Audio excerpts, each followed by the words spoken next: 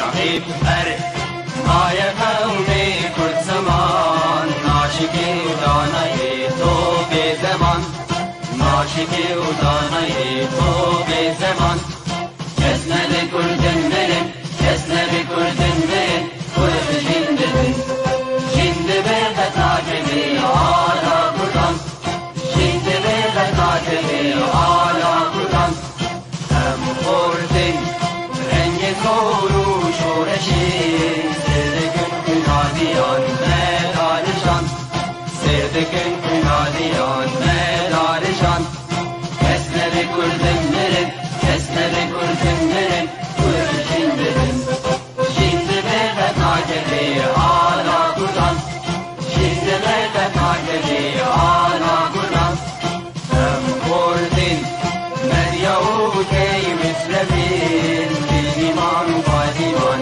هر اجتماع دیمان و پادیمان کرد و کردستان کس نده کردن برن کس نده کردن برن کرد جنده بن جنده برد تاجبی آلا کردن جنده برد تاجبی آلا کردن لاغی کرد را گوی سرفی و شیران بابقی نشی بکن تاجی جیهان بابقی نشی بکن تاجی جیهان کس نده کردن برن کس نده کردن برن کرد جنده بن جنده برد تاجبی آلا کردن جنده برد تاجبی آلا کردن کردنون تر حاضر و آمادنه جان فدانه جان فدا هر جان فدا جان فدانه جان فدا هر جان فدا.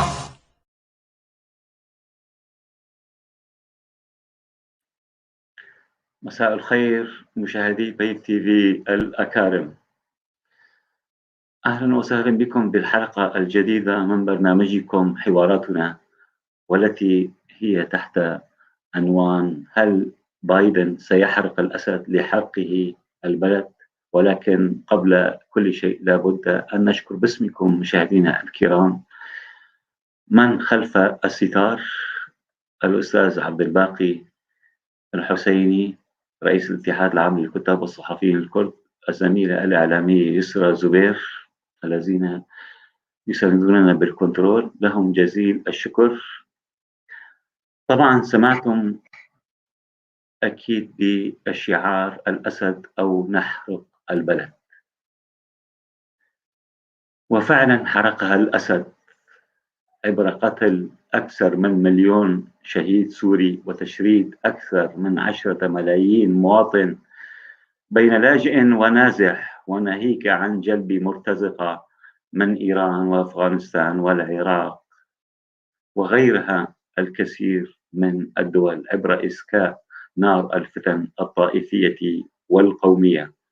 ومع ذلك رافق دمار البنية التحتية السورية التي تحتاج اليوم لأكثر من 500 مليار دولار لإعادة الإعمار في البلد، وغيرها الكثير من ارتكاب المجازر والأعمال الإرهابية التي لاقت وللأسف الإهمال المتعمد من المجتمع الدولي، وخاصة من الولايات المتحدة الأمريكية التي تقاعست إدارتيها السابقتين، إدارة أوباما وترامب، على المحاسبة الجدية لهولاكو العصر المعتوه بشار الأسد الذي يحتاج وسلطته مع أيتامه من المرتزقة من ما تسمى بالمعارضات السورية، وخاصة ائتلاف القوى المعارضة.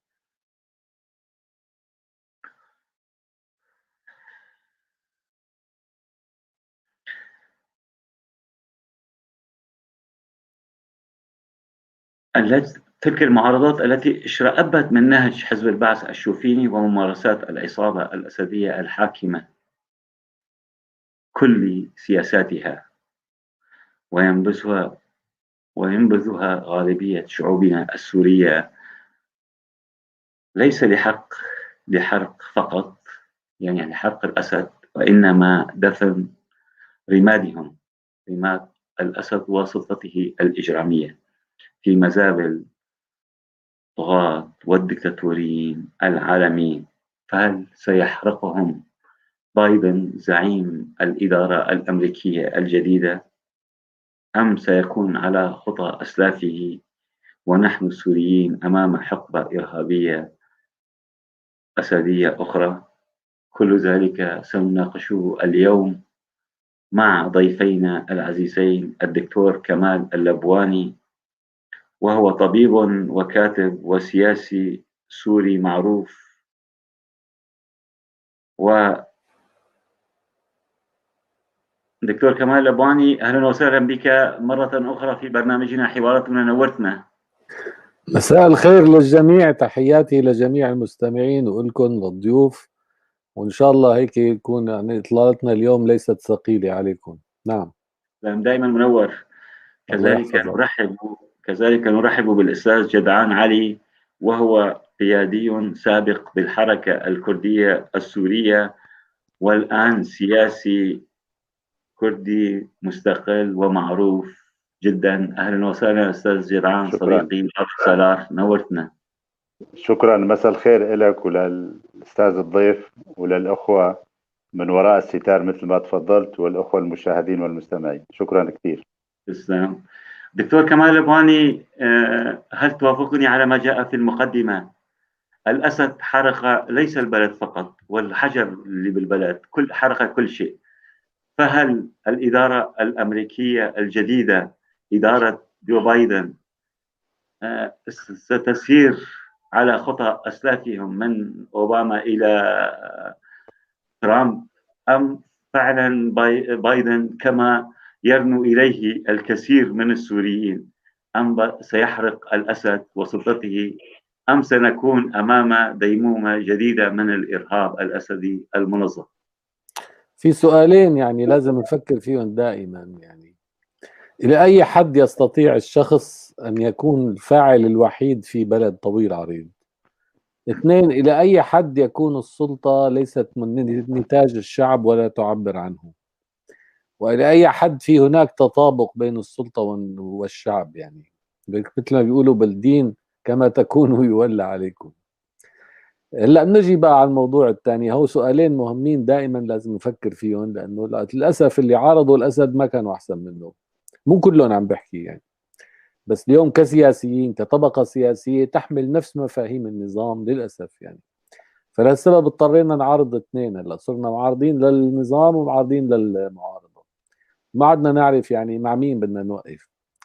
الموضوع أمريكا، بايدن قطعا سيكون منضبط ويسلك سلوك القانون الدولي، يعني ما رح يكون خارج القانون الدولي. لهالسبب الفرصة الوحيدة لأنه بايدن يتصرف هي القرار 2118 المتعلق بتسليم السلاح الكيماوي، والمشترط أنه إذا النظام أخل في تعهداته سيطبق العقوبات عليه على حسب البند السابع، يعني تطبق عليه. هذا الباب الوحيد البقيان أمام بايدن ليتحرك من خلاله. سيصطدم بالفيتو الروسي، لكن بعتقد في يتجاوز الفيتو لأنه في قرار سابق، يعني في يعتمد على أي تدخل لخلع الأسد بناء على أنه في خرق واضح من تقرير منظمة السلاح الكيماوي، في خرق واضح ومتهم فيه النظام كله، وبالتالي تستطيع الدولة العظمى أن تطبق القرار السابق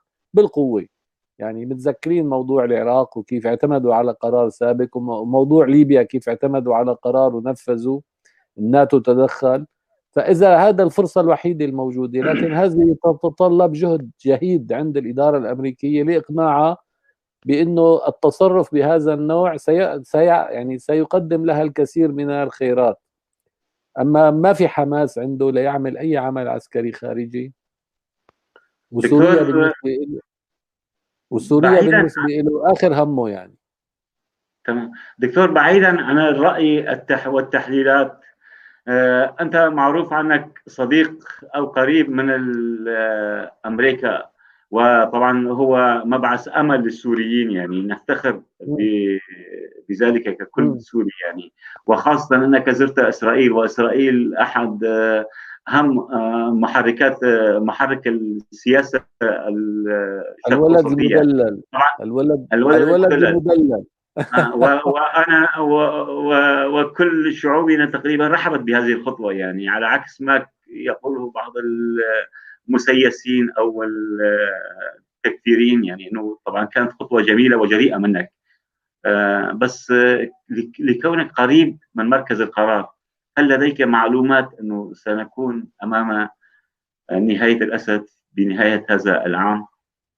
احد الموظفين الماسكين الملف بالخارجيه قال لي عدم ذكره لموضوع سوريا بخطابه، مع انه ذكر اليمن وحكى تفاصيل، احد امرين: اما انه نسيانا نهائيا سيتجاهلها، او محضر لها شيء ما بده يحكي.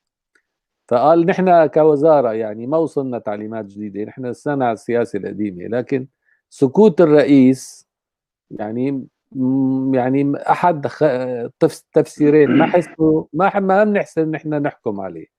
لكن الاتجاه العام بالاداره الامريكيه انه يجب ان يوضع حد للملف السوري. طبعا هذا مو بس بامريكا، يعني اللوبي الاسرائيلي وباسرائيل ايضا كمان ماشيين بهذا المجال، لانه وصلت الامور الانسانيه الى درجه لا تطاق ولا يمكن ان تستمر. التغلغل الايراني وصل لحد لا يمكن العوده عنه. يعني ايران اليوم ليست فقط وجود عسكري، حتى لو ضربوا لها القواعد العسكريه والى اخره، صار عندها قاعده اجتماعيه بشريه ممتده من دير الزور للساحل وبدمشق وبالجنوب والى اخره. فالقاعده الاجتماعيه اللي عم يدرسوه بالمدارس، اللي عم بيعملوه، هذا شيء لا يمكن بعد بيوصل لمرحله اللا عوده. وبالتالي اذا هن معنيين باخراج ايران، وانا برايي معنيين باخراج ايران، فما عاد ما عندهم وقت كثير، لازم يتصرفوا. فانا ميال للفكره اللي بتقول انه ستكون هناك خطوات جديه من قبل الاداره الامريكيه حتى لو اعترضوا الروس. هلا اذا ما بدهم يفوتوا بحرب مع الروس بيشتغلوا استخبارات، يعني ستشهد شيء مهم في دمشق وداخل النظام اذا كان الروسي ما وافق. وانا بعتقد نحن قدمنا مبادره على اساس الروسي يعني ما يشعر بالحرج، فبصير يعني لنسهل العمليه وتكون اقل عنفا. اما بتصوري الاسد سيخلع من السلطه بطريقه او اخرى. استاذ جدعان، بابا سلار، اهلا وسهلا بك مره ثانيه. هل توافق ما قاله الدكتور انه الاسد سيخلع وستحرقه اداره بايدن؟ شكرا كثير، شكرا للأستاذ الدكتور كمال والأخوة الضيوف كمان، أكرر شكري وتقديري. أنا أعتقد الدراسة لازم تنبنى على أمور واقعية. خلال 10 سنوات المضت من عمر الثورة السورية لا النظام الأمريكي، الإدارات الأمريكية، أوباما وترامب، وكان إلى حد ما كونه نائب لأوباما جو بايدن، مش يعني نقدر نحمله مسؤولية مرحلة كبيرة من سنوات أو 4 سنوات الأخيرة من ولاية أوباما. كان الوقائع على الأرض بتقول أنه الإدارة الأمريكية لن تكون قريبة من الحل السوري. هو لابد من حل، لابد من نهاية، لابد أنه الأسد إما الله يأخذ روحه أو بطريقة ما لازم ينزح عن النزاع عن السلطة. يعني أي تبع الله أما فكرة جناب، لأنه في علم الغيب نعم طبعا. نعم، بس يعني قصة عمليا أنه الخطوات العملية اللي بده ينخلع، ما هو الآلية التي الأمريكان الإدارات الأمريكية السابقة الوقائع تقول لن يتصرفوا بالسرعة اللي نحن نتوقعها كسوريين. يعني المصالح الأمريكية تقتضي إدارة الأزمات من خلال معرفتنا ودراستنا ومراقبتنا للسياسة الأمريكية في الشرق الأوسط في باقي مناطق العالم. يعني إدارة الأزمة بكل ثبات وبكل برودة أعصاب الشعب السوري اللي مات واللي بالسجون واللي انهجر واللي انزاح من أرضه، يعني الهجرة الداخلية والخارجية والويلات اللي عم بتصير براسهم. القضية السورية أنا أعتقد مختلفة عن كل قضايا اللي مرت على الأمريكان وغيرهم.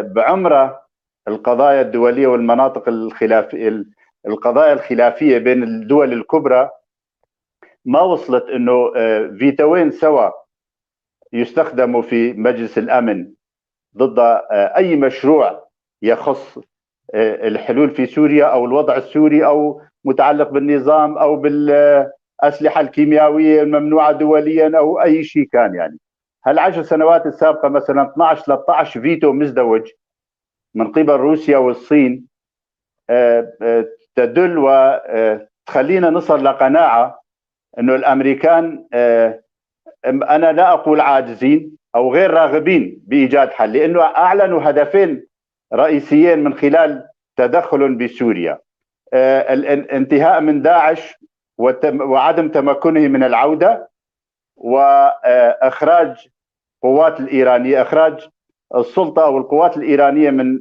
داخل سوريا واعوانهم. هلا هالهدفين هدول لا يوحي للإنسان السوري أنه الأمريكان ناويين يعملوا شيء مفيد للشعب السوري المقهور. إذا عم يحارب داعش وشرط على اللي يحاربوا معه ضد داعش ما يقرب على باتجاه النظام، وكان يبحث على تشكيل قوى على الأرض تشتغل مع التحالف الدولي بقيادة أمريكا بشرط الوحيد لا يقربوا على النظام ولا يضربوا طلقة واحدة باتجاه النظام ولا يفكروا بإسقاط النظام. إسقاط النظام في المنظومة الفكرية الأمريكية اللي سبقت، وأنا أعتقد الحالي ليس أفضل من اللي سبقهم، لا أوباما ولا بايدن. الدراسات والمنظرين للإدارة الأمريكية حسب الدراسات اللي عم تطلع واللي عم نسمع ونقرأ لا توحي كل الدراسات انه في تأني. هل سوريا هي اولويه؟ كمان الدكتور كمال عم يقول انه سوريا عجب في اولويتها، لانه ما ذكر بخطاب الرئاسي وخطاب القسم لما اول خطاب للرئيس الامريكي، لما سوريا تغيب كلفظ واسم وشعب وقضيه وازمه تغيب عن الخطاب الامريكي، انا ما بعرف على ايش بدنا نبني انه لازم نتفائل ولازم بايدن يحرق الاسد مثل ما حرق سوريا او البلد. يعني انا ابدا ماني متفائل للاسف الشديد. يعني طبعا الوقائع والدراسات، المخضرمين الامريكان في المراكز الاستراتيجيه للدراسات والهي دراساتهم عم بتقول، تحاليلهم عم بتقول انه بايدن لحد الان الاداره الجديده غير مقرره لاي شيء تجاه سوريا. ربما لن تصبح سوريا في أولويات الأمريكان، مؤجلة بالمساومات مع الروس. التصاريح اللي طلعت لحد الآن غير مبشرة بالخير للشعب السوري من الإدارة الأمريكية. أنا هاي وجهة نظري. دكتور كمال، أصبحنا أمام وجهة نظرين. أنت أعطيتنا جرعة من التفاؤل وأنت طبيب، جرعة أمل، ولكن للأسف أستاذ جدعان غير متفائل نهائيا. وخاصة البارحة تحديدا الخارجية الأمريكية أكدت أن القوات الأمريكية في سوريا ستكون فقط لمحاربة داعش والمنظمات التكفيرية، وأيضا لن تحمي حتى آبار البترول الذي كان يعتمد أو يفرح الإدارة الذاتية في شمال وشرق سوريا أو في إقليم كردستان سوريا الأصح. يعني ما تعليقك يا دكتور؟ وقت اللي بيحطوا سياسة بأمريكا بيلتزموا فيها، يعني بيحطوا سياسة مثلا بيقولوا تغيير سلوك النظام، بيعتمدوا بقى على الضغوط العسكرية والاقتصادية والخيارات. بيحطوا سياسة تغيير النظام معناتها بدهم يحطوا لها موازنة ويحطوا لها وسائل، ما بيحطوا سياسة بس مجرد شعارات. فإذا قالوا هن تغيير النظام يعني يتطلب إنه يبعثوا طائرات تقصفوا على طريقة ميلوزوفيتش مثلا. بس هن ابدا ما انهم بوارد يعني الا يدلوا ضمن سياسه الضغوط على النظام لتغيير طبيعته وسلوكه، وهيدي تماما. بعتقد انه مفهومه. يعني هن لن يستخدموا الآلة العسكرية المبادرة، لن يعلنوا الحرب على النظام الا بقى في باب وحيد، هو انه خرقوا للاتفاق الكيماوي للقرار 200 و 2118. فهذا البوابة الوحيدة اللي ممكن الأمريكي يدخل مباشرة في مواجهة مع رأس النظام والنظام ويهدده عسكريا، واعتقد في بإمكانه بايدن يعمل هذه العملية. هلا الامريكان بحد ذاتهم يعني هن عندهم استراتيجيه واضحه جدا، يعني هن بيقولوا ما بدنا ارهاب، ونحن ما بدنا نحفظ امن اسرائيل. هلا هون النقطه الثانيه ما انتبه لها صديقي جدعان، لانه الامن اسرائيل اليوم مهدد وجوديا. اذا تغلغلت سوريا في ايران ستسقط الاردن تلقائيا، لانه الاردن حاكمها الاخوان وحماس عمليا، فأصبحت محاصرة من قبل إيران، وإيران بهالقدرات العسكرية الحالية والنووية والصاروخية ستشكل خطر وجودي على إسرائيل، وبالتالي رح يتحركوا الإسرائيليين داخل الإدارة الأمريكية ليفرضوا شيء ما. فالعامل الإيجابي اللي أنا شايفه من 2014 إنه الوحيد القادر على تغيير السياسة الأمريكية أو حتى الروسية هو الإسرائيلي. لا سبب رحت لهونيك، لأنه نحن ما عاد عندنا أداة أخرى غير هيدي الأداة، ما عاد عندنا رافعة تانية غيرها. للأسف الدول العربية تريد بقاء النظام، وهي اللي دعمت الإرهاب والتطرف يعني بكل أشكاله. وكانت خطوة جريئة وخير ما فعل الدكتور. إذا نعود إلى نقطة أساسية، وقت أن نقول النظام يعني إيران، وقت أن نقول إيران يعني الأسد، يعني ما يسمى بمحور المقاومة. يعني ألم يحن وقت لكسر هذا المحور الشرير الذي يسبب كل بلاء الشرق الأوسط، وليس في سوريا فقط، يعني كل بلاء الشرق الأوسط يأتي من هذا المحور. اليوم صديقي الروسي يعني اتفقوا هن وياه على انه يطبقوا سلطة انتقالية ومجلس عسكري وكل شيء، لكن حط شرط بالاخر انه بدكم ترفعوا العقوبات عني في متعلقة باوكرانيا. فالجدال اليوم انه كيف نستطيع ان نجبر الروسي وكيف سنتجنب رفضه، لان الروسي اليوم ماسك النظام من رقبته، يعني في يخلعوا للاسد دقيقتين. والمعارضة تقريبا يعني بيد الناتو، يعني تركيا وأمريكا وإلى آخره والدول العربية وناتو تعتبرون يعني. ففيهم يعني الطرفين مالكين طرفي الصراع، الفلتان الوحيد هو الإيراني. ففيهم يعني يفرضوا الحل بسهولة، لكن عدم تعاون الروسي مشكلة كبيرة. فشو الآليات اللي ممكن نضغط فيها على الروسي لنقنعه أنه يتعاون؟ هذا أبسط حل، ما بيتطلب شيء عسكري ولا بيتطلب شيء يعني. دكتور، أنت ذكرت المعارضة، هل هناك آمال؟ يعني غالبية السوريين فقدت آمالها على هذه المعارضات كلها، وخاصة ما تسمى بالائتلاف القوى المعارضة، يعني أو الائتلاف المرتزق أو الائتلاف الأردوغاني كما يسمونه الشارع يعني. هذا تركستان، هذا ما دخلوا بسوريا. على دخلوا. كل الأحوال على كل الأحوال أنت بتعرف أنه الشعب السوري حرم من تشكيل قياداته، وهو عجز عن تشكيلها أيضا. فاستبدلوا بوكلاء مخابرات الدول ومخابرات النظام، والدول العربية ساعدت النظام على زرع جواسيسه داخل المعارضة، والمخابرات التركية تدخلت وأخذت القسم الباقي، وبالتالي قرار المعارضة اليوم كله قرار بيد تركيا والسعودية، وبالتالي ما في الشعب السوري ما دخلوا بالمعارضة. هي مش معارضة، هي جزء من النظام اليوم صارت.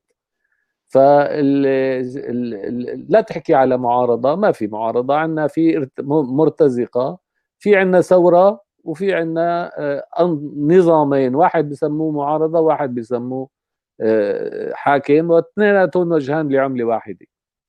انت قول عن الشعب السائر وعن الموالين. فالمعارضة مع الموالين مع كلهم هدول فريق واحد. فنحن أعدائنا واضحين، صار وانفرزت الناس يعني بين ضحايا وبين مرتكبين، لأن المعارضة كمان ارتكبت جرائم فساد وجرائم قتل وجرائم تهجير وجرائم تغيير ديموغرافي بعفرين وغيرها. فيعني معارضة ما كانت يعني أقل سوءا من النظام. طبعا النظام كان أكثر كمية في الإجرام وأوسع، لكن معارضة كمان نوعيا يعني لحقت حالها.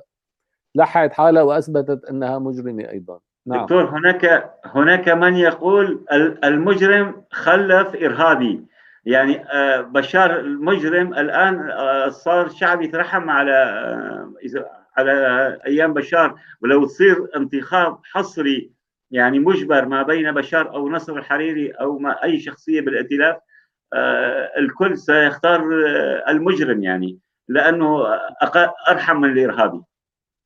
لا هداك يعني صار قديم ومعروف وأجدب، يعني أجدب، بس هذا ملعون ذكي يعني بخوف، انه هذا اذا استلم الحكم ما بنعرف شو بيساوي، بيجوز يضرب نووي على الشعب السوري، ما بتعرف يعني اذا قالوا له لا، فالسبب خاصة بخوف على فعلا. الكرد. لم يأن النحاس والحريري يقولون عن الكرد أنه أبناء الجن وليسوا ببشر ويجب إبادتهم وكذا. يا سيدي اذا حسنانين يعملوا، اذا حسنانين يعملوا يعني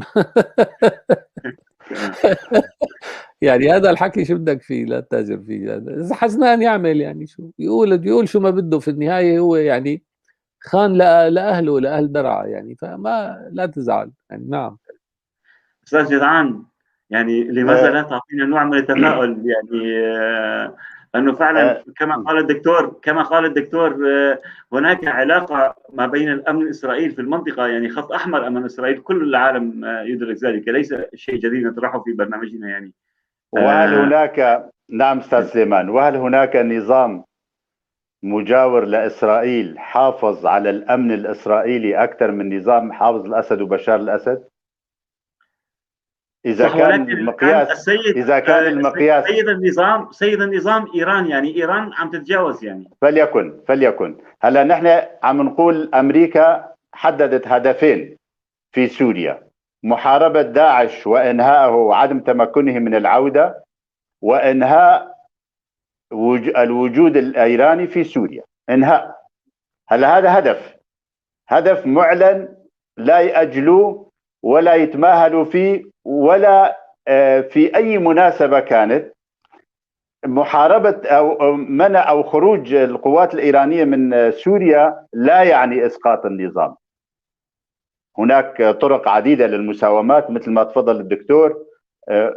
نعم، الأمريكان والروس عندهم إمكانية، كان من أول يوم من 2011 يغيروا النظام، وبال 2012 كان يقدروا يغيروا النظام، وهلا يقدروا يغيروا النظام بهالليل، ما يستنوا لبكره كمان إذا قرروا تغيير النظام. إذا الوقائع عم بتقول أو بالأصح إذا توافق مصالحهم، إذا توافق مع مصالحهم تماما. هلا هناك يعني لا غبار عليه أو لا خلاف عليه، الدول العظمى تتحرك حسب مصالحها. أمريكا دولة ديمقراطية، دولة مؤسسات، الشخص يعني لا يملك حق القرار. أعتقد الرئيس الأمريكي لا يستطيع أو لا غير مسموح له خارج المؤسسات يتصرف أو يقرر. يعني المؤسسات الرئيسية في أمريكا هي التي تقرر ماذا تفعل كاستراتيجية لمصلحة دولة أمريكا، الإمبراطورية الأمريكا، وكيل الله أمريكا على الأرض يعني. لكن كل الإمكانيات متوفرة وكل الحجج موجودة لديها، وتستطيع تتصرف خارج مجلس الأمن كما تصرفت بالعراق، وتستطيع تتخلص من الفيتو الروسي والصيني إذا بدها. حجج كثيرة إذا بدها، مثل ما تفضلت القرار 2118 قرار جاهز وتحت الطلب والإيد الأمريكان يعني، لكن لا يوجد قرار أمريكي بتغيير النظام. أنت كمان تفضلت الدكتور كمال، حماية إسرائيل أنا بتصوري ليس بتغيير بشار الأسد. النظام السوري البعثي حافظ على حدود إسرائيل أكثر من أي نظام في العالم، والوقائع تشهد على ذلك. يعني نظريا يتاجر بالقضية الفلسطينية وبالجولان لكن عمليا الأسد أنا باعتقادي إذا اليوم طلبوا منه يتنازل عن جولان يتنازل، لا يخاف من كمال لبواني ولا يخاف من المعارضة ولا يخاف من نظامه. وابوه فعل وحافظ فعل بعد جولان، يعني هو كان فعل حافظ. لذلك يعني اذا بذكر امن الاسرائيلي المهم جدا للامريكان هذا صح، والمهم جدا للروس كمان، والمهم جدا للاتحاد الاوروبي للاوروبيين لكل العالم. ناحيه لان اسرائيل دوله قويه وديمقراطيه وذات نفوذ ولوبي وعلمانيه ومتطوره واسلحه ودمار شامل، كل شيء عنده يعني، ومدلله عند الامريكان والروس والاوروبيين وكل العالم. ولذلك الاسرائيليين، الدوله الاسرائيليه ليست في خطر لا من الانظمه العربيه، وانت شايف حاليا بلشت اعاده علاقات او تنسيق العلاقات، فتح العلاقات الدبلوماسيه مع الدول العربيه وعلى الطريق. والاسد العلاقات العلنيه قصدك؟ كان نعم. موجوده علاقات ولكن نعم. العلنيه نعم. الان. نعم. بوجود هذه الآليات وهذا التوجه والوقاع على الأرض لا تبشر بالخير. أنا أرغب في تغيير النظام لأني أحد أشخاص المعارضة، ومثل الدكتور كمال وربما أكثر منه. إذا الدكتور كمال عنده قضية بس من ناحية الوطنية والهي، أنا عندي قومية ووطنية. أنا أريد هالنظام يتغير يوم قبل بيوم، لأنه أذانا كثير، أذى القضية الكردية، أذى الشعب الكردي، محى الهوية، لم يعترف بهوية الكردية. نحن في القرن ال21 ولا زال قسم من الكرد يعانون من عدم وجود ورقة تثبت أنه سوري أو تركي أو إيراني أو أي شيء. المكتومين. أنا عندي من كم يوم بشار الأسد قال الكرد جايين من الأكراد، كمان لم يقل الكرد، قال الأكراد جايين من تركيا واستقبلناهم وكذا، كأني هو عم بيتحنن علينا أو يعني عندنا علينا نعم. بالجنسية. نعم. عندنا شعب يعيش على أرضه تاريخية، وقبل ما هو يجي وأجداده إلى سوريا هم من أتوا إلى سوريا. نحن بالكرد دكتور كمال من ما في عائلة وما في مثال حي يعيش قدام عيونه من 50-60 سنة، من سنة 62 لليوم. أنا عندي خال لا زالوا طيب بالقامشلي اسمه دياب عمر حسن، كان عسكري مجند بحوران بسنة 62، عسكري مجند عنده دفتر خدمة، خدم 2 وشهرين ويومين بدفتر الخدمة، هيك كاتبين مدة الخدمة يعني. طلع مكتوم دكتور كمال. خالي حاليا موجود، ولاده متجوزين، ولاده متجوزين، لا زالوا مكتوم من سجلات سوريا، وبالقامشلي عايش وطيب لسه، لا ميت ولا شيء. عرضنا قضيته بمجلس الشعب سنة 1991، والكل صفق والكل قال حرام وقال مدري ايش، وظل وضعه لهلا. المكتومين والاجانب والمظالم والمراسيم اللي اتخذت، يعني قصدي من هالامثله دكتور كمال انه نحن نرغب ككرد في تغيير هذا النظام ثانيه قبل ثانيه، ونتمنى انه الامريكان والروس والكل يتفقوا، لانه الشعب السوري عاجز عن ان يحرك شيء. الدول لعبت فيه فرطنه، قسمت المعارضه لمعارضات، خلقت كتائب وفصائل مسلحه ما انزل الله بها من سلطان، اضرب من داعش واضرب من 60 متطرفين وجبهه النصره، وهي يعني وقاع على الارض مثل ما تفضلت انت بعفرين وبراس العين وبتل ابيض وبجرابلس وبالباب، توحي لهالشيء او تؤشر لهالشيء هذا. مع هذا انا كانسان سوري اناضل ضمن صفوف حركه تطالب بتغيير النظام الى نظام ديمقراطي. لن افقد الامل، لكن علما الشعوب مجبوره تعتمد على الانظمه من خارج بلادها للاسف الشديد.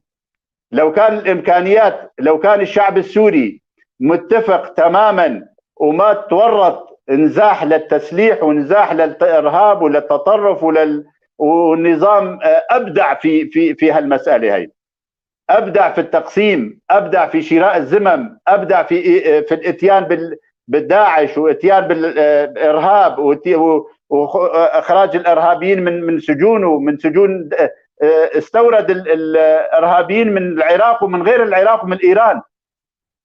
هذا النظام يجب ان يتغير، لكن كيف وشلون؟ كيف؟ باي الوسائل؟ باي الادوات؟ كل الدلائل تشير انه الامريكان والروس طبعا بدون خجل ولا حياء من الشعب السوري، من دم الشعب السوري، ماسكين النظام وبدهم يثبتوا جدارتهم انه حافظوا على النظام الدموي اللي يقتل شعبه بالبراميل. بده يعيد النظام، سيطرة النظام لما قبل 2011 قبل الثورة. إذا طلع بيد روسيا هيك بدها تتصرف وتسوي هن والإيرانيين.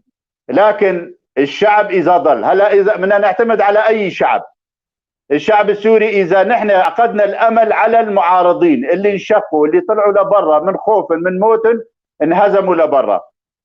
إذا اللي برا وقت يصرح بمسألة وطنية تتعلق بقوم آخر، الشعب الكردي مثلا، يصرح أوسخ من لسان النظام وأزلمة النظام ونسوان النظام مليون مرة. يعني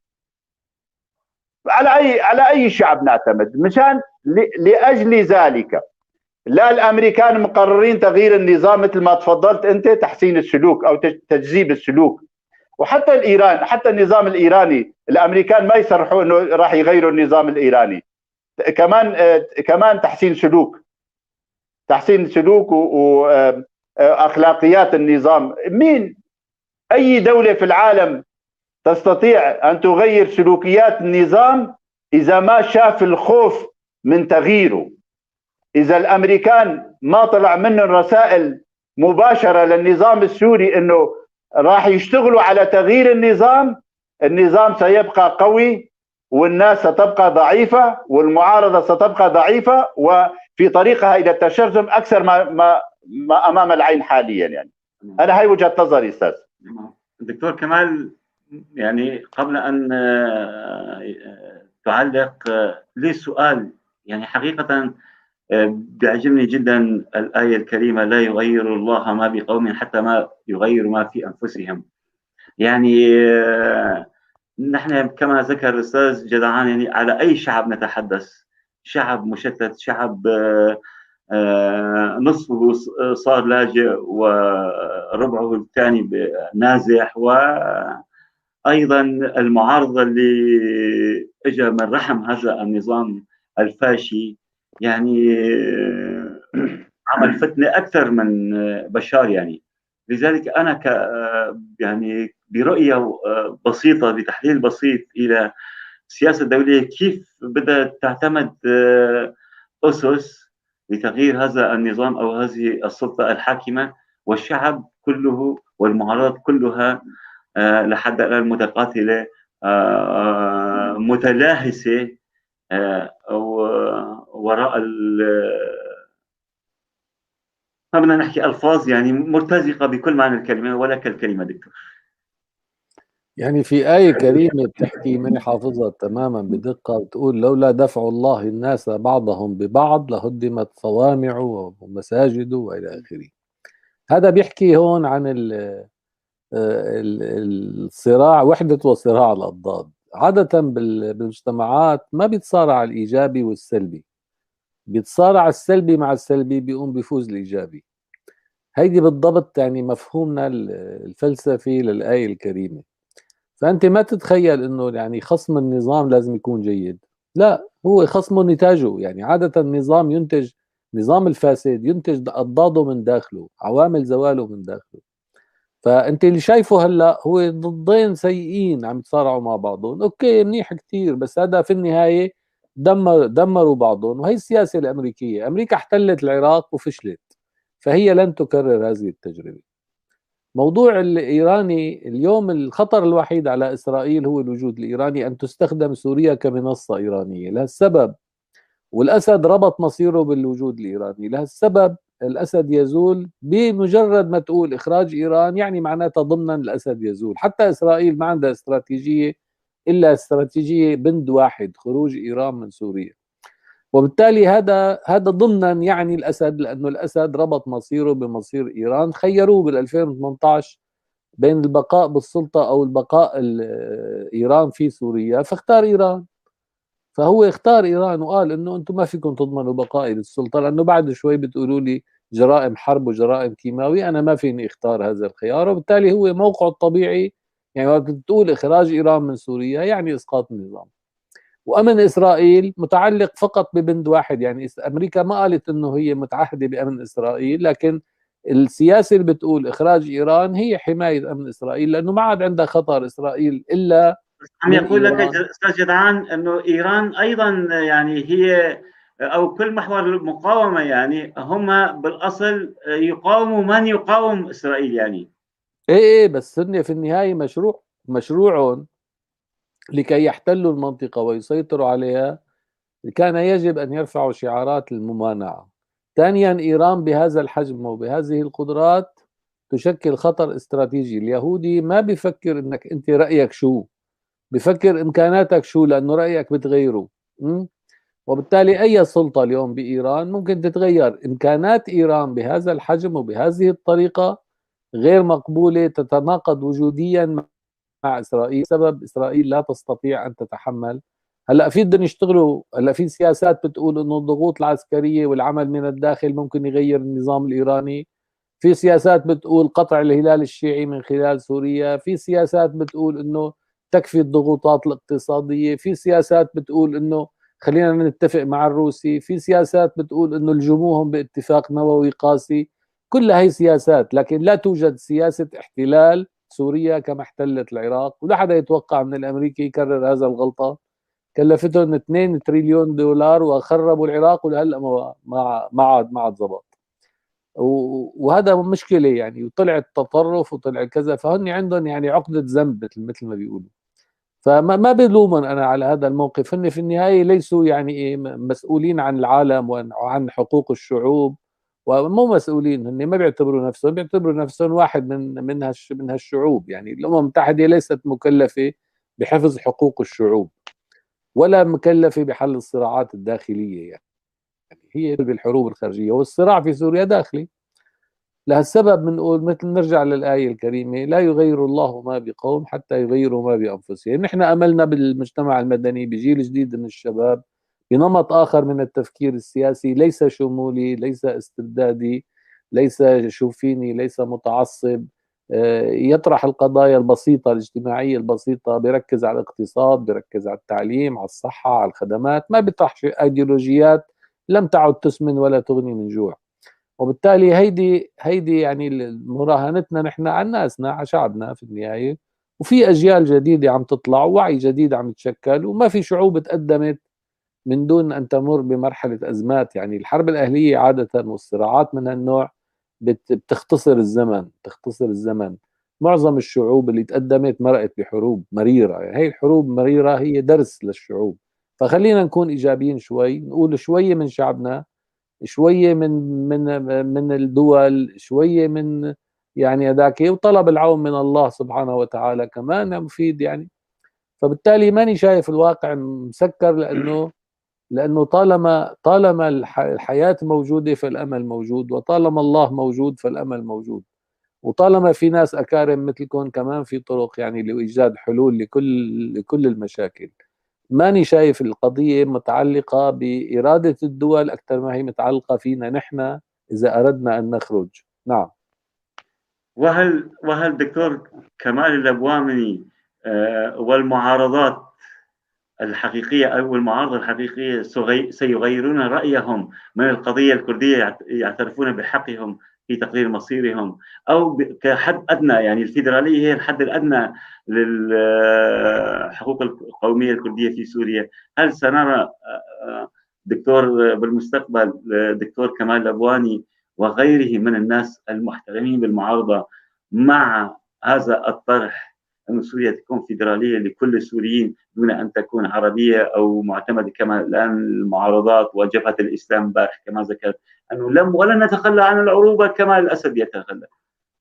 هل أنا بالنسبة لي أريد سوريا دولة ديمقراطية مدنية ليست لها لا هوية قومية ولا دينية، وأهلا وسهلا مين فيها يعيش على قدم المساواة وكافة الحقوق متساوية. أنا مؤمن بالدولة المدنية، الدولة الديمقراطية.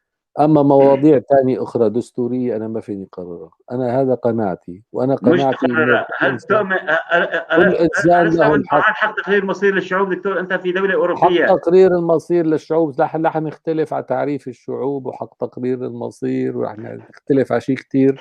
هذا الموضوع لا أستطيع حسمه اليوم أنا، ولا أستطيع أن أتكلم نيابي عن الشعب السوري. أنا كشخص أحترم حقوق أي إنسان وأي شعب وأي مكون وأي قومية، لكن شكل الحل اللي أنت عم تطرحه فيدرالي أو غيره أو إلى آخره لا أستطيع البت فيه، لمواطن لاجئ بدولة تانية أحمل الجنسية السويدية، يعني حتى بيجوز ما يحق لي استلم منصب بسوريا. فأنا كخبير اعترافي ما بيقدم لك ولا بيأخر لك، لكن أنا معني اليوم أساسا اسمح لي دكتور، معني اليوم أساسا في إنقاذ سوريا من الموت وفي هناك عودة اللاجئين. القريب دكتور، هناك بالأمس القريب كان هناك منافسة بينك وهناك من، أو بالأحرى بجوز أنت مالك خبر، هناك من عمل استفتاء أنه هل سيكون فهد المصري أم دكتور كمال لبواني رئيسا لسوريا؟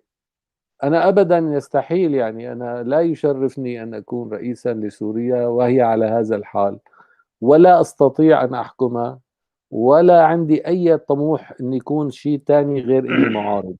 أنا معارض وسأبقى معارض، وما بفهم إلا بهالشغلة، وأنا أكره السلطة وأكره كل سلطة، يعني حتى الحزام تبع السيارة بكرهه، وبكره يعني عندي عقدة من الباب المسكر ومن القانون ومن الشرطي ومن الأمر ومن التسلط. أنا بحب كون حر قد ما في كون حر، وبالتالي السلطة بعتبرها قيد غليظ لا يمكن أني أحطه بإيدي. لهالسبب أنا ما بدي أرجع لحياة الانسجن، بتقول هيك وبتعمل هيك ومدري شو. لا لا لا لا، أنا مستعد أعيش بغابة ولا أحكم، وبالتالي لا تقول لي أنه من سيكون. أكيد أنا سأتنازل لشرتح أو لفهد المصري أو للمناف، لمين من كان. أنا إذا كان الشعب انتخبني سأتنازل فورا عن هذه المنصب، لأنه ما بعتقد رح كون منيح ولا رح كون سعيد فيه. ستتنازل لسليمان قرو الكردي؟ بالعكس، إذا أنت بتكون موجود أنا بتمنى، لأنك أنت رح تكون رحيم فينا أكثر من غيرك بكثير. تسلم، يعني أشكرك جدا دكتور. يعني أنا كان القصد أنت فهمت المعنى السؤال، يعني أنه هل تقبل أنه يكون رئيسا؟ قلت لك دولة مدنية والمعيار الكفاءة وما يختار الشعب، ليس هناك شروط على أي حدا، لا مرأة ولا جنسية ولا قومية ولا شيء. هذا الدولة المدنية تتعامل معك كسيتيزن، مواطن، أنت مواطن لك كامل الحقوق، لك لغة تانية بيجيبوا لك مترجم. أنا اليوم بالسويد ما بحكي ولا كلمة سويدي، بطلب مترجم عند الدكتور، بيجيبوهم هن عم يضحكوا. ما في مشكلة، لا مشكلة لغة ولا مشكلة شيء. المشكلة الأساسية اليوم إنه تتلاقى دولة تحترم البشر، تحترم الناس. كل هاي المشاكل الثانية بتنحل بسهولة ساعتها. لكن سوريا اليوم رايحة على الموت، نحن بدنا ننقذها من الموت. أنتم عم تطرحوا القضية الكردية اليوم في الزمن الخطأ، لأنه سوريا اليوم على أبواب الوفاة، يعني بالعناية المشددة وعم تموت. يا بتساعدونا متى يكون الزمن الصح ونحن كمان نتجرع الألم؟ أنا أعتقد استاذ جلعان بس بيخلص دكتور وجايين لعنا بمختص، جايين لعندك استاذ جلعان، تفضل.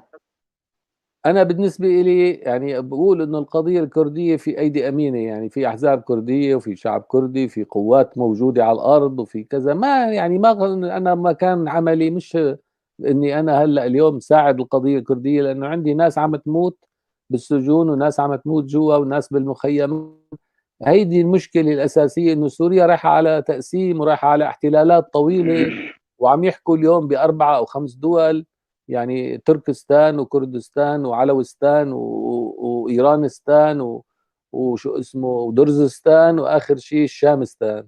يعني صار عندنا 5 دول عم يحكوا فيها رسمي، يعني ما عاد الموضوع. وبالتالي أنا سوريا كلها قد تتوفى، فما مشكلتي اليوم أني ناقشك في حق الشعب الكردي في تقرير مصيره. أنا أقول أنه الشعب الكردي له الحق في تقرير مصيره، لكن الشعب الكردي موجود في 4 دول. اللي موجود في سوريا هو جزء من الشعب الكردي وليس كله، دكتور وبالتالي في جزء ما احمد ينطبق على مصطفى. الجزء، ما ينطبق على الجزء لا ينطبق على الكل. فبسوريا في قضية قومية ولا توجد قضية شعب له حق تقرير مصير، مع أنه إذا جمعتهم كلهم سوا ولغيت سايكس بيكو قطعا أنا أعترف بحق الشعب الكردي في تقرير مصيره وإقامة دولته، وأنا بروح برفع له العلم وبيشرفني ذلك. لكن تحكي انك انت بسوريا شعب له حق تقرير مصير، في سوريا جزء من الشعب لا، الكردي. نحن نقول الفيدراليه دكتور، النظام الفيدرالي. الفيدراليه انا غير موافق عليها. الفيدراليه انا اعتبر انه الفيدراليه هي فشل للدوله. اذا كان حقوق ثقافيه كامله اهلا وسهلا، اذا كان لا مركزيه جغرافيه، صلاحيات واسعه محليه بما فيها اللغه وبما فيها التعليم وبما فيها، اوكي نعملها على اساس محافظات، يصير هذا الكلام. لا مركزيه واسعه الصلاحيات مع اعتراف دستوري بالهويه القوميه الكرديه كمكون ثاني في الدوله السوريه. هذا انا هود الشغلتين يعني انا فيني اوعدك فيهم. اما الفيدراليه بالطرح اللي عم ينطرح فيها يعني جيش وخارجيه وموازنه، يعني انتم عم تحكوا الفيدراليه العراقيه، العراق ما في دوله، العراق مقسم، عمليا مقسم. يعني العراق الوضع الكرد بالعراق يختلف كثير عن الوضع الكرد بسوريا. بسوريا موجودين على كافه الاراضي السوريه، على كافه الاراضي السوريه، وانا موجود على كافه الاراضي السوريه، وبالتالي كيف بدنا نحلها؟ ما فينا نقسمها فيدرالي على الطريقه العراقيه. لا تاخذ العراق نموذج، سوريا هذا ما الوضع سيحله الديموغرافي استاذ جدعان، هذا ما سيحله استاذ جدعان. لدي اسئله كثيره على النقطه، هذا تعليقات، بس انت الان الضيف لك الكلمه.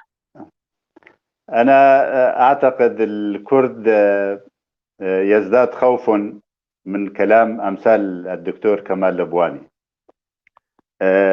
يجعل خوفهم أكبر.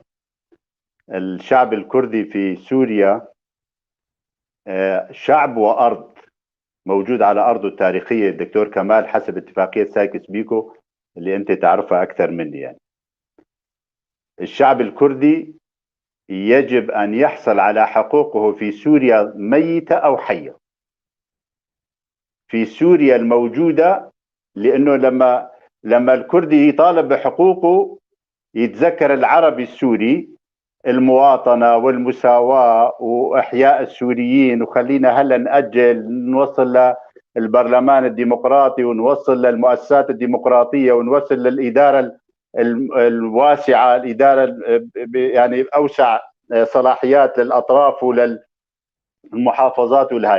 هاي أنت دكتور كمال لبواني عم تحكي بلغتك وتطلب من دولة أنت آخذ جنسية فيها يجيبوا لك مترجم. لكن أنا شعب، عضو من شعب موجود، شخص من شعب موجود على أرضه التاريخية، من حق الطبيعي سوريا بأي وضع كانت. البعث استولوا على سوريا، سووها دولة عربية يعني للعرب بس. أنا جدعان علي أحكي دارس عربي وشهادتي من مدارس عربية وبلسان عربي، لكن أصلي كردي دكتور كمال. إذا ما أخذت حقوق القومية، إذا ما تمتعت بحقوق القومية اللي حسب الأعراف والمواثيق الدولية، لن تهدأ لي بال ولن أستطيع أرفع رأسي أمام وأفتح عيني أمام أولادي والقادمين. ولن تهدأ سوريا، ولن تهدأ سوريا، ولن تهدأ الشرق الأوسط الشعب الدكتور كمال لبواني، أنا أعتقد هذا هروب من الجواب. الله يعطيك العافية، أنت إنسان كويس وديمقراطي، وفي كثير أمثالك ديمقراطيين وكويسين، ونقدر نعيش سوا لما تعترف فيني بالهوية والحقوق وعلى أرضي التاريخية. وأنا إذا أنا سمعت أنك بس فيديو أو بمقابلة مثل من هالنوع، أنه إذا الكردي طالع اعترفوا باللغة الكردية معناته لازم 3 مليون كردي يتوظف بالدولة، ولازم كل عربي نوجد له مترجم، ولازم كل كردي نوجد له مترجم، والاكراد يشتغلوا كل مترجمين لدى السوريين. اعتقد هذه مقاربه مغلوطه 100%. الدول اللي انت تعيش فيها دول فيدراليه، ودول تعترف بالقوميات، والدول تعترف باللغات، ولكن الدول ما انتهت.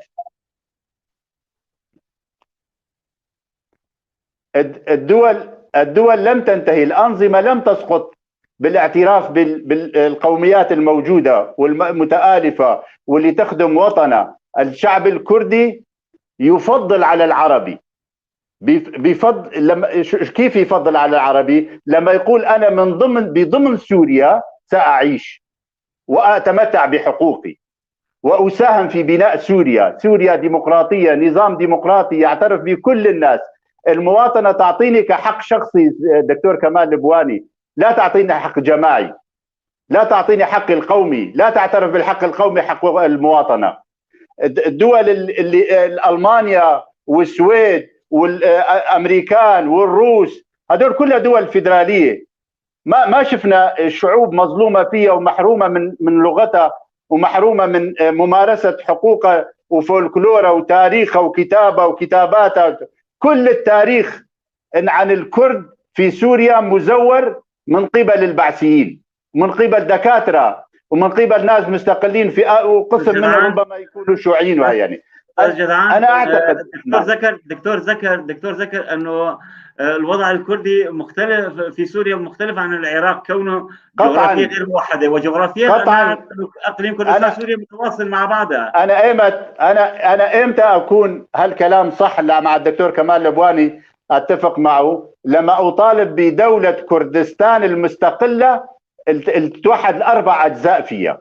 أنا ككردي سوري أطالب بحقوقي ضمن سوريا، دولة سوريا، جمهورية سوريا.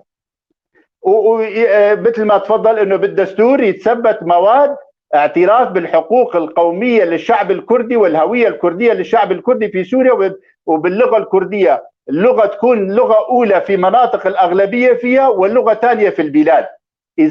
اذا ما تثبت هالامور بالدستور السوري القادم، سوريا لن تنعم بالاستقرار، لن تنعم بالاستقرار اذا ما اعترفت بحقوق كل المكونات الموجودة بسوريا. إذا الكل لم يشاركوا، لم يتم الاعتراف بهم، ولم يشاركوا بإنشاء الدولة الحديثة، ولم يشاركوا بالنظام، ولم يشاركوا بالحكومة وبالبرلمان. أنا هلا بالبرلمان السوري طبعا أنا أقول لك أشكل في سوريا 15%. ال 15% لا يمكن يحصلوا على قرار في البرلمان السوري 85% البقية إذا اتفقوا ضدنا، إذا اتفقوا 50 زائد 1 إذا جابوا تصويت. بالتصويت لن نحصل على حقوقنا، بالأغلبية والأكثرية أقلية ما نحصل على حقوقنا. لازم يتثبت في الدستور مواد ما فوق الدستورية، يعترفوا بحقوق الكرد. دكتور كمال البواني، حالة توافقية. نعم طبعا المواد ما فوق الدستورية لازم تكون حالة توافقية. الاعتراف بالحقوق القومية لازم حالة توافقية. أنت تعترف بحقوقي وبإنسانيتي وبمواطنتي وبشراكتي بسوريا، وإذا يوم من الأيام طالبت بتجزيء سوريا، باقتطاع جزء من سوريا، بإعلان دولة علما من حقي الطبيعي أنا كشعب يكون حق تقرير المصير حقي الطبيعي. لكن أنا أرى ككردي سوري حقي الطبيعي في تقرير المصير أن أكون شريك في سوريا بهويتي، بلغتي، بلباسي، بتعليمي، بأمي اللي ما تعرف العربي، وبوالدي اللي ما يعرف العربي. هيك لازم يعترف فينا العربي. والدكتور كمال البواني أولا لازم يعترف بهالشيء، يجيب أمثلة من الدول الأوروبية، الدول الفيدرالية، إنه والله لازم الكردي يصير إذا اعترف باللغة يصير مترجم. إذا ما تعترف بلغتي كيف بدك تعترف بحق تقرير مصيري؟ كيف بدك تعترف بأن أنا موجود كشعب على أرضي التاريخية؟ يا دكتور كمال، أنا أعتقد الهروب من الأجوبة الوطنية الصريحة اللي تخدم وطنية سوريا واللي تخدم سوريا المستقبل. إذا ضلينا على سوريا حافظ الأسد وسوريا بشار الأسد وسوريا البعث، نبقى على هالعقلية مع بعضنا. الشباب المدنيين المجتمع المدني اللي انت تبني امال عليه، اذا كان تشرب من هالثقافه هي انه خلينا ناجل الامور كلها لا الخلاص من النظام الدموي، فنعم انا اشتركت معك. انا بال 2004 قمت بثوره ما حدا شاركني، لا جاري ولا قرايبي ولا اللي جنبي ولا اللي بجنبي، الكل وقفوا ضدنا. هاي شغله. بال 2011 فاتوره عاليه من الشهداء. بال 2011 اشتركنا من اول اسبوع بالثوره، وبلشنا نقيم بمظاهرات تضامنا مع الثوره السوريه، وتضامنا مع المظاهرات السوريه، مع تسميات يوم المظاهره. ما حطينا يوم لحالنا، كنا نقدر لو بدنا انفصال، لو بدنا نفكر بالانفصال، لو بدنا نفكر بتجزئه سوريا.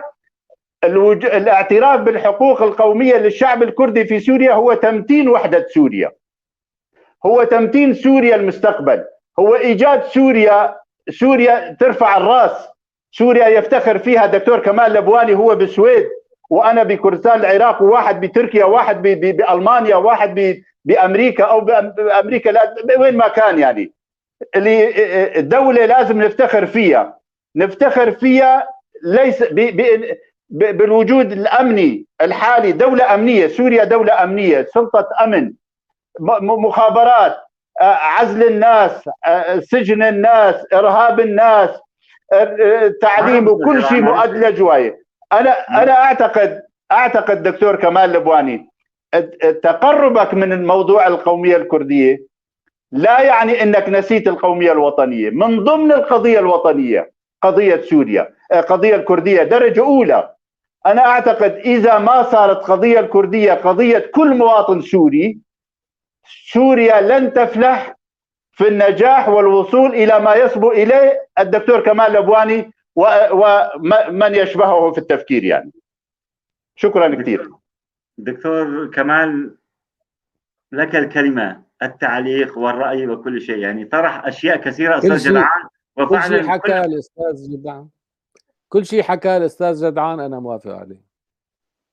شكرا. وانا معه، انا اشعر بألمه يعني، لكن هو حط بقالبين غير صحيحين.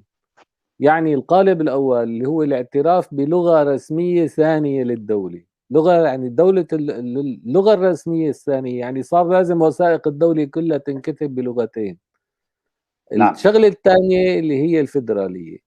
هلا الاعتراف بالهويه القوميه الكرديه تعني الاعتراف باللغه الكرديه، اللغه مستعمله في سوريا، بتعلم، تكتب وثيقه، بتقدم الى اخره، بس انا ماني مطالب اني ترجم كل وثائق الدوله للغه الثانيه. هذا السؤال. يعني لغه ثانيه ايه، بس لغه رسميه ثانيه ما بتزبط. بالدوله دائما في لغه رسميه. دكتور ليش انا مطالب اعمل يعني اكتب بلغه رسميه؟ لانه في اغلبيه واقليه، ما ممكن يكون في لغتين. الموضوع الترجمات كثير صعب. دكتور بس اغلبيه سوريا مو عرب يعني. عفوا دكتور، سوريا ولا الشرق الاوسط كله اغلبيتها مو عرب. يعني العرب معروف موطن الاصلي. عم نحكي يتكلمون اللغه وليس عم بحكي عربي. يعني في عندنا بالشام في كذا عائله كرديه تتكلم العربي. النقطه الثانيه خلوني اوضح لكم اياها حتى ما نختلف كثير. الفيدراليه لا توجد حدود جغرافيه واضحه لرسم فيدراليه جغرافيه. فالفيدراليه الثقافيه بتصير انه في مكون ثاني له لغته، له حقوقه، له كذا، واينما كان موجود على الاراضي السوريه فهو يستطيع ان يكون يمارس حياته بهويته. انا ما قلت انه مو ارضه التاريخيه، انا قلت سوريا هي الارض التاريخيه للكرد والعرب. والمكونات الاخرى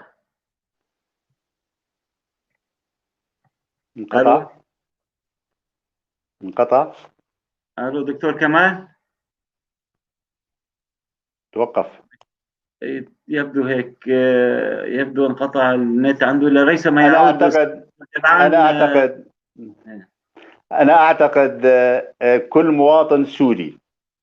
مواطن سوري مهما كانت هويته، انتمائه من اي مكون. تفضل رجع مشان ما ناكل حقك. تفضل دكتور كمال.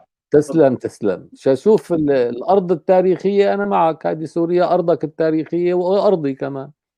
وانا موجود انا وياك بكل المناطق، مش بس بمحافظه واحده ولا بس بشرق الفرات او غرب الفرات، لا لا لا، الكرد موجودين تاريخيا على هذه الارض من الاف السنين، بس لكن لا تحددهم بمكان جغرافي لانه موجودين على في كامل واحد المنطقه. اسمه درويش بيقول نحن الكرد في ايام اعتقالك وقفنا امام السجن يا كشباب سيدي طلاب يا جامعه. سيدي وانا واجبنا هذا واجب دكتور كمال، ما في انا منية، افتخر واجب. اني انا افتخر اني دافعت عن الكرد ايضا، ورحت على محكمة أمن الدولة وبكيت وقت شفتهم عم يسوقون إلى هذه المحكمة، لأنه هذا شعور إنساني نبيل. يعني هذا لأن نحن كلنا ضد القمع، لكن خلافنا اليوم خلينا نحدده بدقة. هل اللغة الكردية لغة رسمية ثانية أم هي لغة ثانية؟ لغة رسمية ثانية، لغة كلمة رسمية ثانية. يعني معناتها أنت تطلب من الدولة السورية أن تترجم كافة وثائقها إلى اللغة الكردية؟ يعني ولماذا لا؟ انت يعني ولماذا اي لا؟ معامله انا بدي اقدمها او انت بدك تقدمها يجب ان تكون نسختين، كردي وعربي؟ لا، بنسخة واحدة باللغتين كردي وعربي. يعني هلا بالباسبورت هون بالعراق في يا اخي ما باللغة بنحكي على الكردية. الباسبور، ما عم نحكي على حتى الباسبور، عم معاملة، نحكي حتى على معاملة وثائق الدوله. يعني اذا بدنا وثائق نعمل الدولة، حتى سيستم، الوثائق بورقة واحدة بتصير لك. يعني بدنا نعمل نحن مثلا مثل ما يعملوا اوروبا هون سيستم مثلا على الكمبيوتر، الفايل الطبي بده ينكتب باي لغه؟ فيطلب باللغتين. باللغتين، معناتها بدي الاطباء كلهم يعرفوا لغتين كما انا المفروض يترجموا. علي هذا اللي ان عم اعرف. بحكي عليه. يعني انتم ما عم تفهموا علي شو قصدي انا. إذا كان كل وثائق الدولة وكل معاملات الدولة بدها تترجم للغتين على اختلاف المترجمين واختلاف اللغات، لازم توظفوا كل شباب الكرد ونسائهم في عملية الترجمة، معناتها لازم يتعلموا اللغتين، معناتها ما حلينا مشكلة. أما إذا بدكم إنه أنتم بمناطق معينة تستعملوها ونحن إذا كان بدنا ناخذ نسخة عنها ونترجمها، أوكي بصير.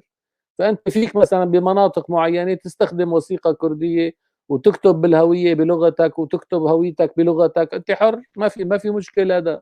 هذا مو مشكل، بس أنت عم تحطنا أمام عقبة أمام الدولة، شغلة خطيرة وكبيرة كتير، يعني بدها عدد هائل من المترجمين دكتور، ومن لماذا الناسخين. انت طبيب، لماذا دائما كما تتعلم السويديه الان وحتى في هذا العمر، لماذا لا تتعلم الكرديه كمان؟ يعني وخاصه لا، اي هذا هو تدرس اي هذا لغه. الموضوع. هذا الموضوع بدك تحكيه مع شو اسمه، مع الشعب السوري، مو معي انا.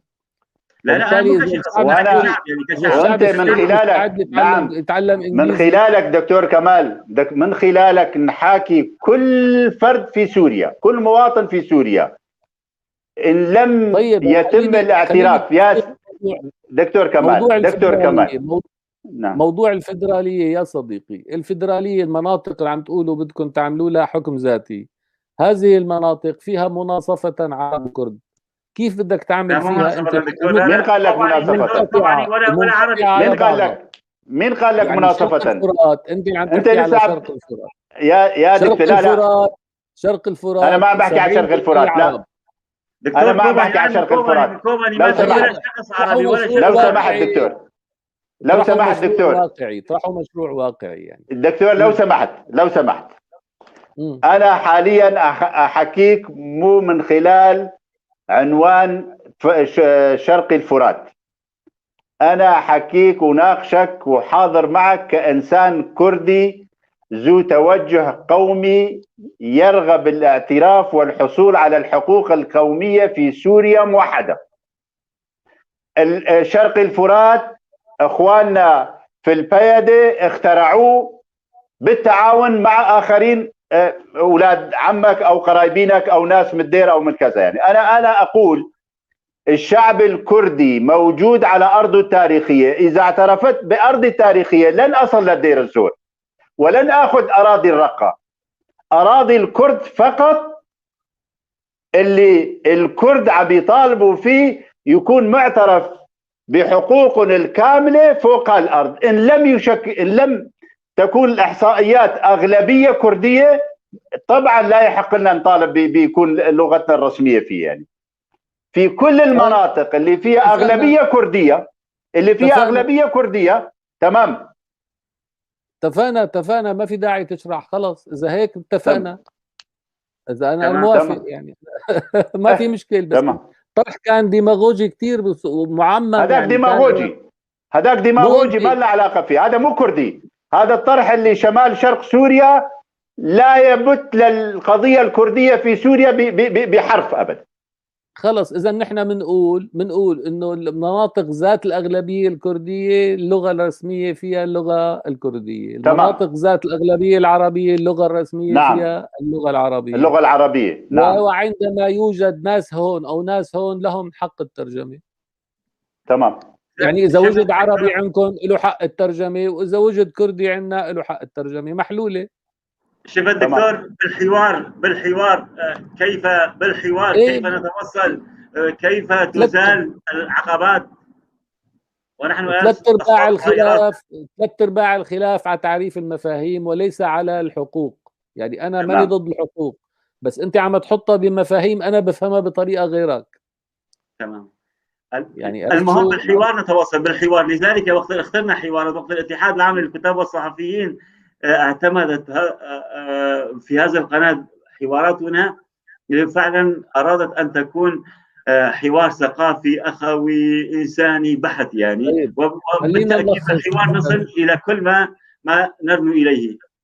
أستاذ سليمان، خلينا نلخصها كلمتين دستوريات. بنقول إنه الهوية القومية الكردية هي هوية أساسية في سوريا، والمناطق ذات الأغلبية الكردية لها الحق في استعمال اللغة كلغة رسمية في مناطقها، على أن يحتفظ العرب بحق الترجمة، والمناطق الثانية بتكون فيها اللغة الرسمية لغة عربية على أن يحتفظ الكرد بحق الترجمة أيضا. يعني ما بصير إذا واحد كردي يعني راح سكن بالشام يعني بده يغير لغته، ولا بدي العربي يتعلم لغة ثانية.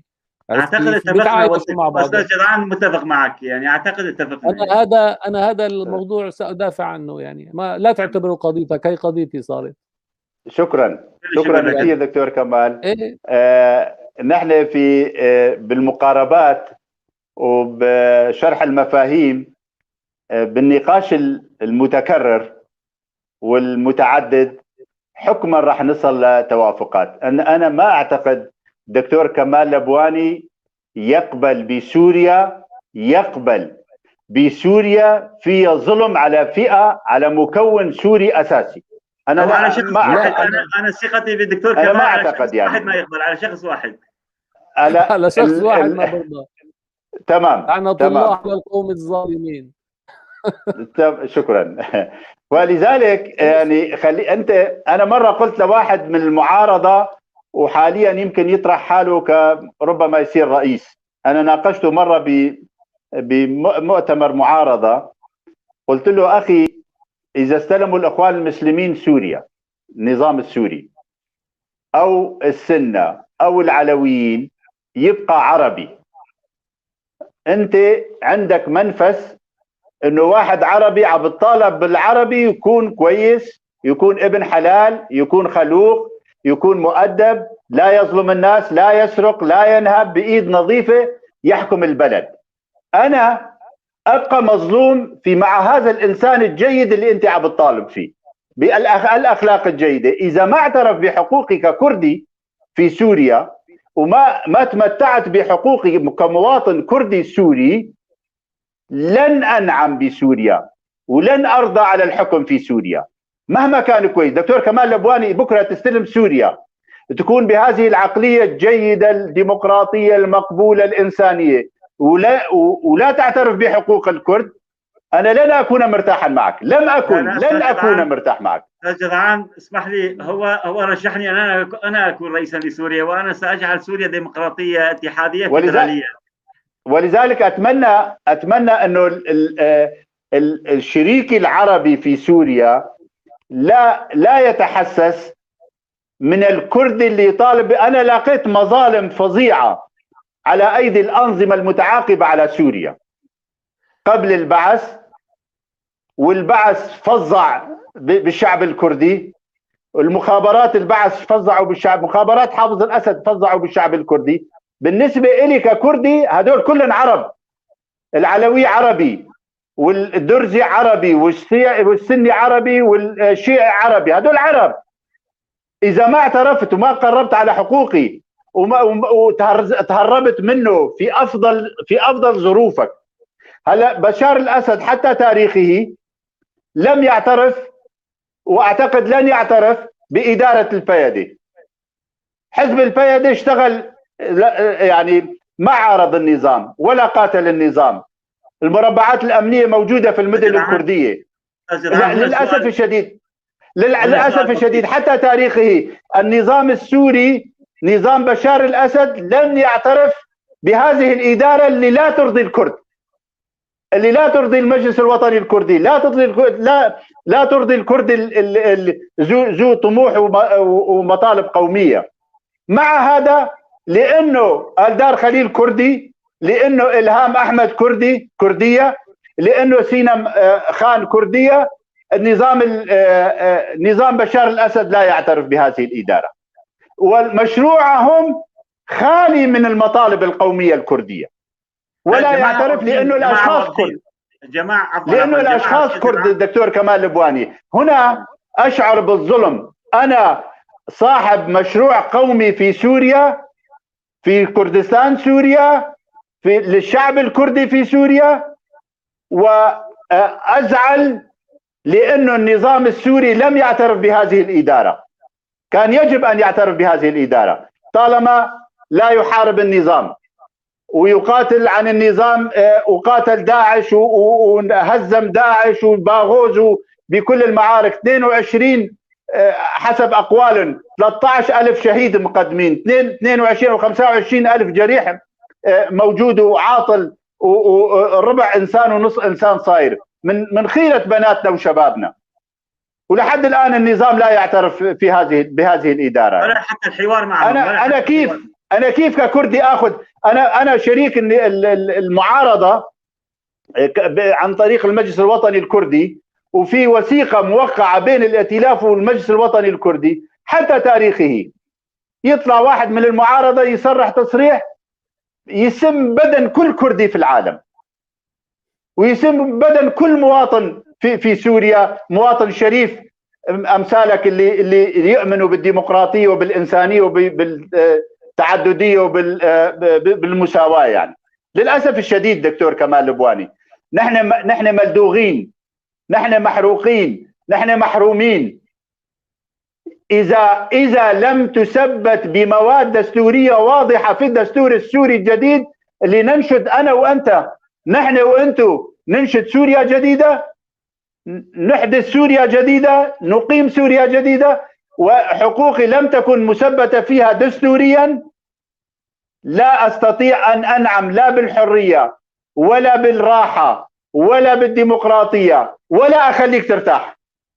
سوف أظل مطالب بحقوقي إلى أجداد، إلى أسلاف أسلافي. 100 جيل يجي. نحن الثورات الكردية تعرف تواريخها، ما في داعي هلا أشرح لك تواريخ الثورات الكردية من إمتى مبلشانة. للأسف الشديد العربي المتنور يخلينا نخاف منه، فما بالك بالإنسان المتشبع بعثية وأمنا من البعث السوري، من النظام السوري. للأسف الشديد دكتور كمال. شكرا كثير. دكتور كمال، وصلنا إلى السؤال الأخير، أخذنا الوقت. يعني إذا كان لك تعليق على كلام الأستاذ جدعان تفضل. بس ولكن السؤال الأخير، يعني سوريا بعد كل هذا الجدال، بعد كل هذه الآلام، بعد كل هذه الكوارث اللي تجاوزت العقد من الزمن، وبعد هذا الصراعات السياسية الفكرية كما تفضل الأستاذ جدعان، سوريا إلى أين؟ هل سنكون أمام سوريا جديدة نرنو إليها جميعا تكون فعلا تؤمن كافة حقوق مواطنيها؟ تفضل دكتور. يعني اليوم بدي اقول له بس للاخ جدعان وللشباب اللي عم يحكوا انه نحن العرب السنة بدنا نحكي هيك. يعني انا زلمه علماني ومني قومي، المهم فنحن نتعرض لحرب إبادة، مش بس قتل وتهجير، إبادة كاملة. يعني في 15 مليون إنسان هجروا من أرضهم، 12 مليون خارج سوريا، معظمهم عرب، وبالتالي نحن عم يصير تغيير ديموغرافي، عم نتعرض لقتل وتهجير مثلك. يعني نحن عم نعاني مثلك، فلا تحط مشكلتك عنا، مو مشكلتك، نحن وياك ضحايا. على كل الأحوال لا مشكلة فلسطين ولا مشكلة الكرد ولا مشكلة التركمان ولا مشكلة ستحل في المنطقة عبر الصراع وعبر التقسيم. لا يمكن أن تحل إلا بمشروع اتحادي واسع يشمل المنطقة كلها. ففكروا بهذا الحل، بهذا المسار، مش بقسم سوريا وبقسم العراق وبقسم تركيا، لا، بوحد الشعوب على أنظمة ديمقراطية ونعمل اتحاد فيدرالي ضخم للشرق الأوسط. هذا مسار التاريخ هيك. اسمح فإذا لي بسؤال تتحقق هنا دكتور، اسمح لي بسؤال مم. دكتور. انا وقت اللي بدي اتحد معك يجب ان نكون متساويين في كل شيء. يعني انت اسمك عندك دوله، يجب اول شيء خلي يكون عندي ولو ليوم واحد اسمه جمهوريه كردستان الحره أنا ما عم أقول لك تتحد وانا زيك معي، اتحد. أنا ما عم يعني أقول نعمل لك اتحاد تتحد لا معي. قصدي نعمل اتحاد شرق دكتور اوسطي، كمال، اتحاد عالمي كبير يعني. طيب خليني بس اوضح لك الفكره، لانه انت لساك واقف عند نقطه معينه. انا عم اقول لا تحل القضيه الكرديه، يعني حق تقرير الشعب الكردي بتقرير مصيره على ارضه، الا من خلال سياسه اتحاديه لكل المنطقه. يعني بده يصير في عندك 4 مكونات قوميه اساسيه، اللي هن الكرد، التركمان، الترك، العرب، الفرس. هذول ال4 قوميات بدهم يشكلوا اتحاد مشترك. اتحاد مشترك يشمل إيران والعراق وسوريا وتركيا. هذا الحل الوحيد الممكن يعني، وإلا كل الحلول الأخرى حلول صراعية. هذا الحل بيرفع المنطقة اقتصاديا، بيرفع المنطقة حضاريا، وبيخليها تكون على سوية الاتحاد الأوروبي. فاتحاد الشرق الأوسط الكبير اللي لازم يكون فيه 4 لغات و4 قوميات أساسية، واللي فيه يعني مثل ما عم تحكوا تماما فيدرالي كاملا، مثل الولايات المتحدة، مثل غيرها، مثل الاتحاد الأوروبي. هذا الشيء اللي بيحقق لك طموحك وطموحي دون أن نتقاتل. هذا المهم كتير، نحن نسعى بهذا الاتجاه، باتجاه تعزيز العلاقة بين العرب والكرد، تعزيز العلاقة بين الكرد والفرس، وتعزيز العلاقة بين الترك والكرد، لحتى وكل هالدول مع بعضها يعني نزيل هاي الأنظمة الشوفينية والمستبدة اللي في داخلنا واللي مجسدة بالسلطات. يعني ديمقراطية حقيقية بالعراق، ديمقراطية حقيقية بسوريا، بتركيا، بإيران. أنا ما بشوف أي مشكلة في إنه العلم الكردي سيرتفع إلى جانب العلم العربي وجانب العلم التركي، وحيكون في دولة فيها أربع لغات. هال4 لغات رح تكون رافعة اقتصادية للجميع. فخلينا نحكي على مستقبل لبعد 20 سنة، خطة ل20 سنة، ل15 سنة، نبلش الجزئي في هذا السياق، وليس الجزئي في اني انا بدي فوت حرب مع العرب ومع الفرس ومع الكرد ومع الترك لحتى اعمل كيان يستهلك كل طاقته في الحرب، مع انه نحن تاريخيا عايشين سوا. كل عمرنا امبراطورية واحدة تحت علم، اي علم كان، بس نحن عايشين على مدى 2000 سنة تقريبا أو 1500 سنة عايشين تحت سلطة دولة واحدة، إمبراطورية شو من كانت. خلينا نقول اتحاد اليوم، اتحاد تعددي. فالفيدرالية جميلة جدا إذا كانت تشمل المنطقة كلها. هذا رأيي. دكتور تفضل. هذا يشبه جمهورية، هذا مشروع. يشبه لا جمهورية أفلاطون. لا دكتور كمال،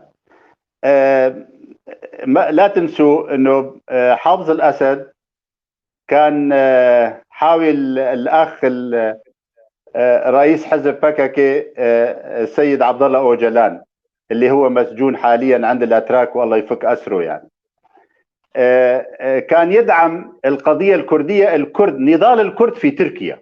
تصور يدعم نضال الكرد في تركيا، يحرم الكرد السوري من الهويه، يحرم الكرد السوري من التملك، يحرم الكرد السوري. هلا اذا نبلش هيك، النظام الايراني حاليا يدعم بعض الكرد في الاجزاء الاخرى، النظام التركي يدعم بعض الكرد في الاجزاء الاخرى، ربما هيك يصير يعني. لكن حتى ضمن شرحك وضمن طرحك الديمقراطي الانساني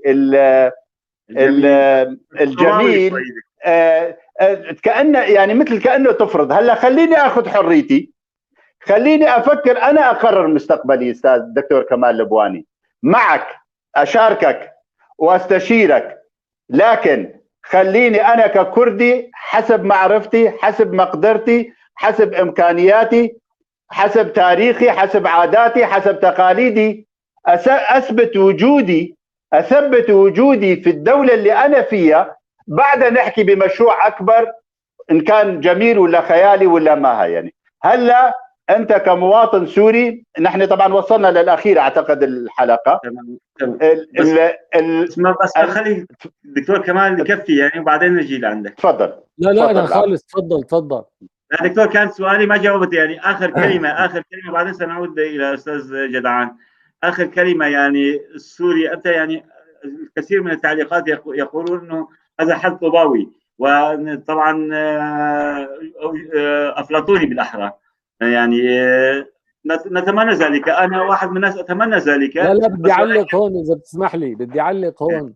اللي عم يحكي هيك لسه عايش بالقرن ال19 مو بالقرن ال20، لانه عصر القوميات انتهى بالقرن ال19. بعصر الامبرياليه ما عاد في قوميات، وهلا بعصر العولمه لساكن عايشين بالقرن ال19. هذا التفكير بينطبق على القرن ال19. المفهوم القومي البعثي والمفهوم القومي الكردي والمفهوم، هيدي مفاهيم تنتمي الى قرون سابقه منقرضه. اليوم العالم تغير كثير، فبالتالي انا ما عم بحكي طوباوي، بس انتم عايشين بالماضي مستغرقين فيه الى درجه خطيره يعني. عفوا. نعمل ذلك بكلمه واحده، بجمله واحده. سوريا الى اين يعني؟ هل سيحرق الاسد؟ لا يعني انا لا اضرب بالرمل يا صديقي، لكن اعتقد انه سوريا على مفترق طرق، اما ان تكون او لا تكون. تماما. شكرا دكتور كمال. استاذ جدعان، الكلمه الاخيره لك بدقيقتين فقط. ما بعرف الصوت ضابط. استاذ جدعان لك الكلمه، تفضل. الو. بكلمه بدقيقتين. استاذ جدعان. الو معك سامعينك، تفضل لك الكلمه. تفضل استاذ جدعان لك الكلمه. تفضل استاذ جدعان، تفضل. سامعينك استاذ جدعان.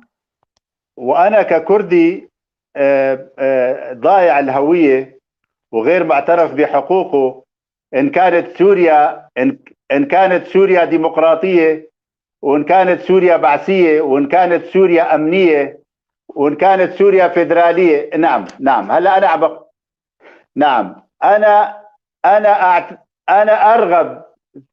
ارغب بسوريا تعترف بحق. الو.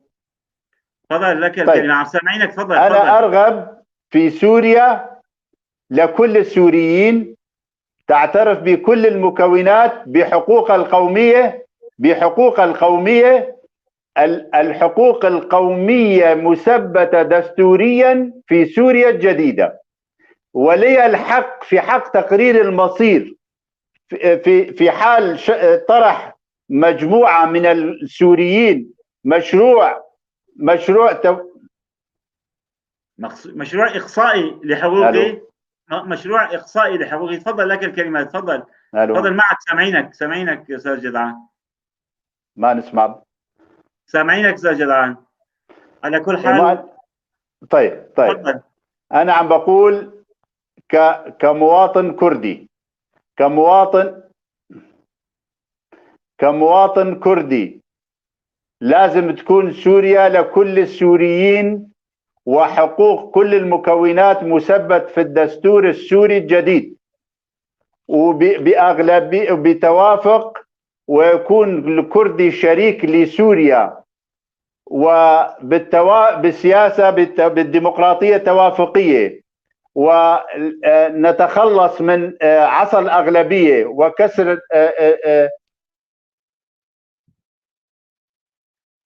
يبدو النت تعبان عند استاذ جدعان. طبعا نحن وصلنا دكتور لنهاية برنامجنا. كل الشكر لك على حضورك معنا، دائما عم نعزمك معنا. شكرا لآرائك، إن سواء اختلفنا معها أو اتفقنا معها، فكل الآراء محترمة في برنامجنا. كل الضيوف محترمين. نورتنا دكتور صديقي العزيز دكتور كمال لبواني. نأمل أن تكون فعلا سوريا لكل السوريين، سوريا التي نشدناها معا بعام 2000 بربيع دمشق، وسنبنيها معا إن شاء الله وفق ما نشاء، وفق إرادتنا، وفق آمالنا أنه فعلا تكون لكل السوريين ديمقراطية تعددية فيدرالية. دكتور، فيدرالية لماذا ترعب؟ أتمنى للحديث بقية، وسيكون لنا لقاءات أخرى معك، وإن شاء الله تكون في الحلقة القادمة مع الفيدرالية. ودمت بألف خير دكتور كمال لبواني. شكرا جزيلا، تحياتي للجميع، وان شاء الله يعني تتفهمونا. بنتناقش على الفيدراليه، بجوز نتفق على تعريفها، بس احنا مختلفين على تعريف الكلمات اكثر ما مختلفين على الجوهر. تماما، اشكرك جدا دكتور. باسمكم جميعا مشاهدينا الكرام، نشكر الدكتور كمال لبواني والاستاذ جدعان علي الذي لضعف النت غاب عنا.